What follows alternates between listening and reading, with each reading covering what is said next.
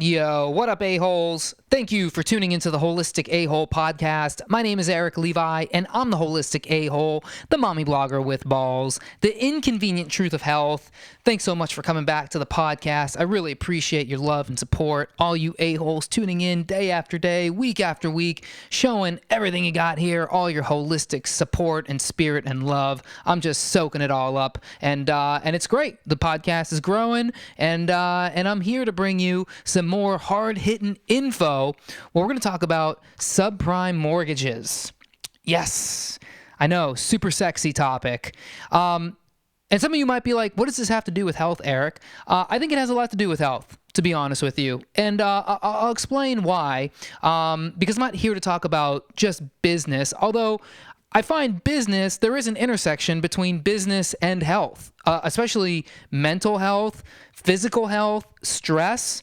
I mean, all of this comes when you start talking about business and money and finances. You know, we all can't just be yoga instructors. We all can't just go do CrossFit and, drink kale smoothies and eat grass-fed meat. We got to make money. We got to be rich. We got to be rich in spirit, and we got to be rich in our goddamn wallets. And we got to, make that money go around. You got to provide, you got to serve, and you got to just do nice things for people. And unfortunately, in the world we live in, that requires money. So I like to talk about money and finance on here from time to time. Today, we're going to talk about subprime mortgages because I read this article this last weekend that subprime mortgages are back. They're back. What? How? I thought we just did this 10 years ago, right? Do we not remember that?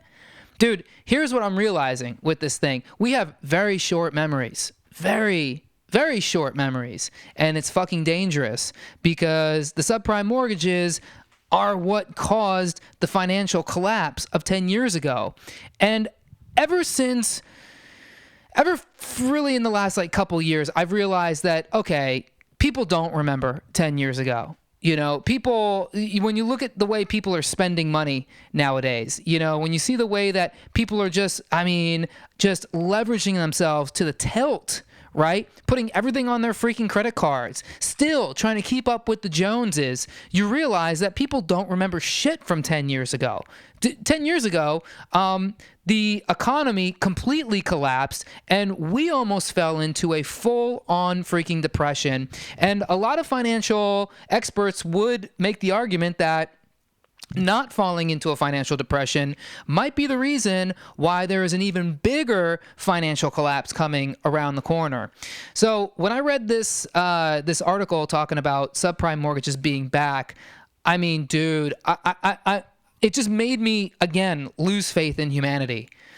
Made me lose faith in this freaking country. The people running this country. And not just Trump. I'm talking about every level of government, every party, everybody who plays into this. And again, this hasn't been coming just because Trump was here. This has been around since Obama. They've been chipping away at the financial regulations to make it so that, people are going to do the same stupid thing they did fucking 10 years ago, which is buy houses they can't afford. Okay, so a quick recap on the old Holistic A-Holes history. 12 years ago, I was one of those idiots.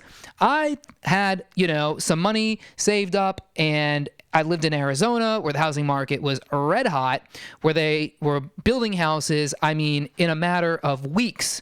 And people were buying houses like crazy. Nobody could afford them. Everybody was getting a house. You didn't even need to have credit. Like, have you ever seen The Big Short? And, they're the Steve Carell, I forget his name, and his crew go to the strip club, and the strippers talking about owning a couple houses. Like, that is what it was actually like. I knew people who worked at freaking Best Buy who owned houses. I knew people who were lifeguards and owned multiple houses, So I was like, and not to mention, they were making a lot of money off those houses, right? Because if you owned a house, you could use it as a rental property. You could buy it and then sell it a month later and make like 40 grand, 50 grand, 100 grand. You could buy a house that hasn't even been built yet, and then sell it before they even start laying the construction and still make like 5 figures. So the old holistic a-hole got in this game and got one of these like no money down, subprime mortgages, and coincidentally, fucking just got ripped apart by the old financial collapse, to the point where I put my own, future credit at risk and just foreclosed the house, left that shit in the dust. Was able, of course, to recover because I'm not an idiot, because I'm smart, and I know how to play the game, and made the decision that I'm never going to buy a house again. And if I do buy a house, it'll be a house that I can put down all cash for. I'll never take another loan out like that again. And I really believed as of 2008, like, man, I hope I never see, or I didn't say I hope, I'm like, I would imagine that we would never see this happen again, because this was such a fucking punch to the balls, right? It was such a kick to the nuts in our country when people all of a sudden just lost their homes, right? People lost their jobs, people lost their freaking families, people lost their lives, and I was like, man, maybe we learned our lesson, Maybe we'll never go through this again. And then 10 years later, almost to the freaking day of the great financial collapse, here we are again, people buying subprime mortgages. And in the media, like the articles you can read about this, it's like it's all whitewashed, right? They're making it sound like people like Bank of America, who I believe is doing this as well. They're saying like, oh, well, now we have classes for people, where you can get a mortgage at 4.5%, and you don't have to put any money down, and you get a 15 to 30-year mortgage. But what we do now is we do like classes with people, and we go over their finances, and we make budgets and blah blah blah blah blah. Okay, good. You're still giving people houses. You're not making them pay for houses. You're giving people houses who can't afford houses. That's why it's called subprime, okay? If it was prime, people would do what people typically always did when they bought houses. They would put down 20%, now they have collateral in the game, and, now they are more motivated. Now they actually have to pay their mortgage every year. The reason that I made out was because I didn't have to pay my mortgage because I didn't have any money in the game. I put 0 money down. I literally was giving a house on just invisible fairy jizz dust. That's what it was. It was just pixie garbage, that I just got a house out of thin air, didn't put any money down for it, and then just paid for it every month. And that money went nowhere. That money went to the bank.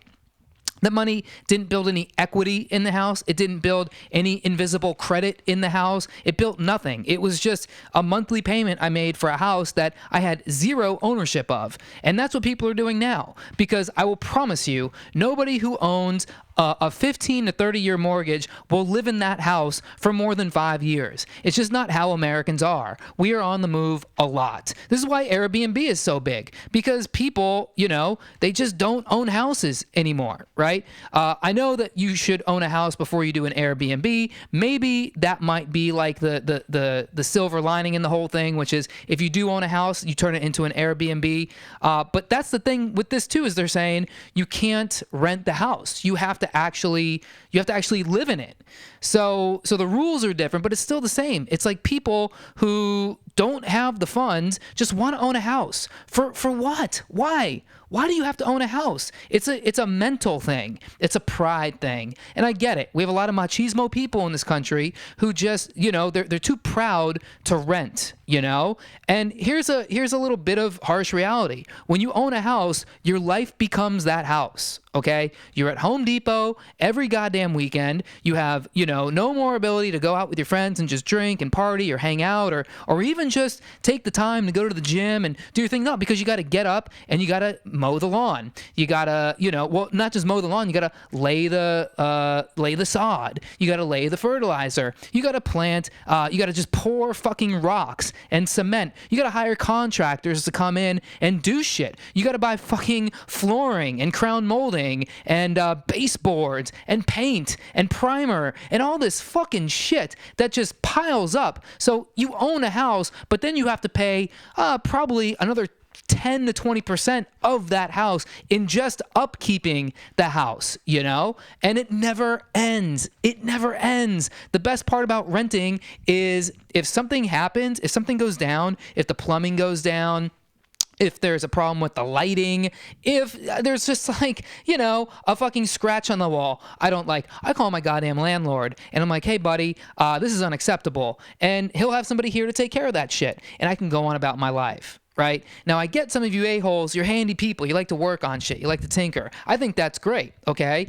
But God forbid, live your freaking life, you know? Don't force yourself to own a house that you now have to slave away at a job that you hate just so you could afford all the shit that you have to do. If you like to tinker, you know, work something out with your landlord that says, hey, I'll take care of the repairs, you just pay for the shit.